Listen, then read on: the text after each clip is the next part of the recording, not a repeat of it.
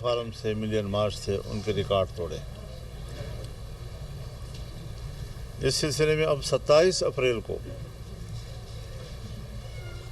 کراچی میں 27 اپریل کو لاہور میں ایک بہت بڑا اجتماع ہوگا، ملین مارچ ہوگا، اور پنجاب کے عوام اپنے فلسطینی بھائیوں کے حق میں آواز بلند کریں گے، ایک میدان میں ہوں گے، ایک آواز ہوں گے، ایک قوت ہوں گے، اور یہ امت مسلمہ کی آواز ہوگی، نہ کہ صرف ایک شہر یا ایک صوبے کے عوام کی آواز۔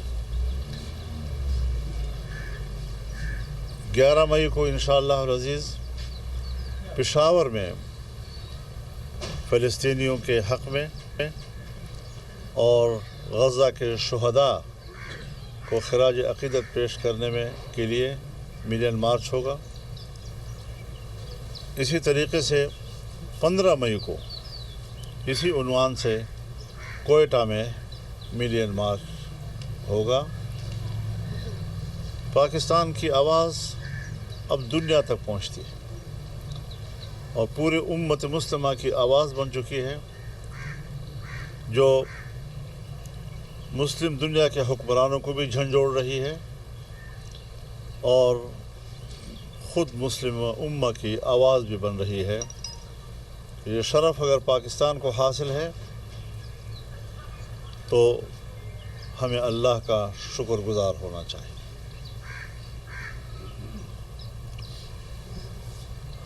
ہم ایک بار پھر پاکستانی قوم، پاکستان کا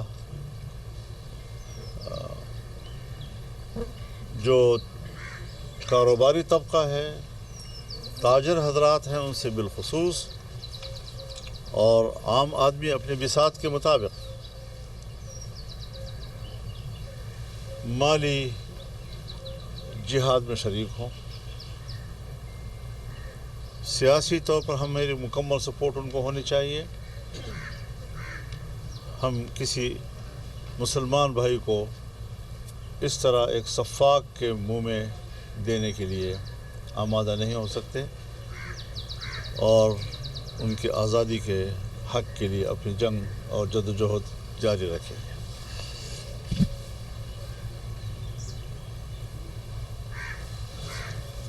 اس وقت ملک میں اور خاص طور پر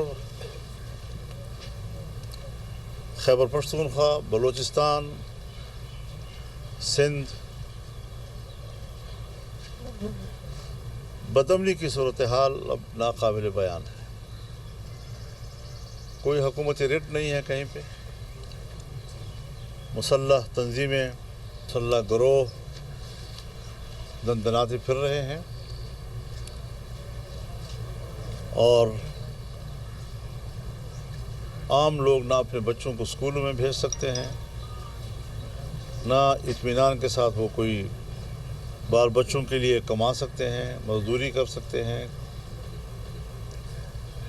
کاروباری طبقہ جو ہے وہ بھی پریشان کہ منہ مانگے بتے ان سے لیے جا رہے ہیں۔ تو اس حوالے سے ہماری حکومت کی کارکردگی اب تک زیرو ہے۔ کسی قسم کی کوئی پیش رفت لوگوں کو ریلیف دینے میں نہیں ہو سکی ہے۔ اس بات کو بھی ہماری جماعت اجاگر کرے گی اور کر رہی ہے، اور یہ موقف لیے ہوئے ہیں ہم کہ حکومتی یا ریاستی ادارے عوام کے جان و مال کو تحفظ فراہم کرنے میں مکمل ناکام نظر آ رہی ہے۔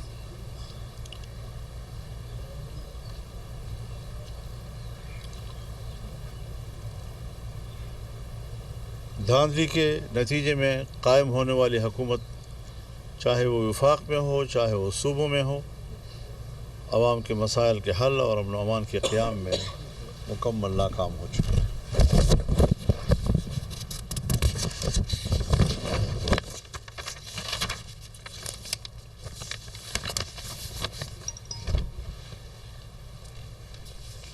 जमीयत उलमा इस्लाम को ये इम्तियाज़ हासिल है कि हमने 2018 के इंतखाबात को धांधलीज़दा करार दिया और नताइज तस्लीम नहीं किए। आज 2024 के इलेक्शन पर भी हमारा वही मौक़िफ़ है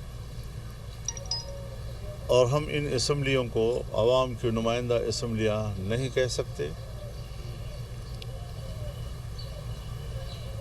इस बात पर ज़ोर दे रहे हैं हम कि कौम को शफ़ाफ और गैर जानिबदार इंतखाबात की ज़रूरत है। वोट आवाम की अमानत है। जब एक दफ़ा वोट आवाम की अमानत है और कोई भी हुकूमत बनती है तो उस हुकूमत के हाथ पर अगर आवाम की अक्सरियत बैत करती है तो उसके हक़ हुक्मरानी को कोई भी छीन नहीं सकता। लेकिन यहाँ मुसलसल आवाम की राय को मुस्तरद किया जाता है, मनमानी नताइज सामने आते हैं और सेलेक्टेड हुकूमतें जो हैं वो कौम पर मुसल्लत कर दी जाती हैं।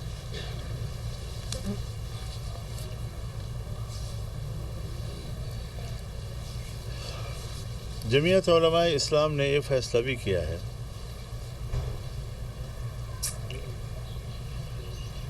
कि हम अपने ही प्लेटफार्म से सियासी जद्दोजहद जारी रखेंगे। इलेक्शन के बारे में हमारा जो मौक़िफ़ है, गज़ा के हवाले से हमारा जो मौक़िफ़ है, सूबों के हुकूक़ के हवाले से जो हमारा मौक़िफ़ है, और अगर सूबों का हक़ छीना जाता है तो हम सूबों के साथ खड़े होंगे। जमीयत उलमा इस्लाम अपने प्लेटफार्म से इस हवाले से मैदान में रहेगी। अलबत्ता आए रोज़ के मामलात में कुछ मुश्तरक उमूर सामने आते हैं, उस हवाले से मजहबी जमातों से मिलकर इश्तराक अमल की ज़रूरत हो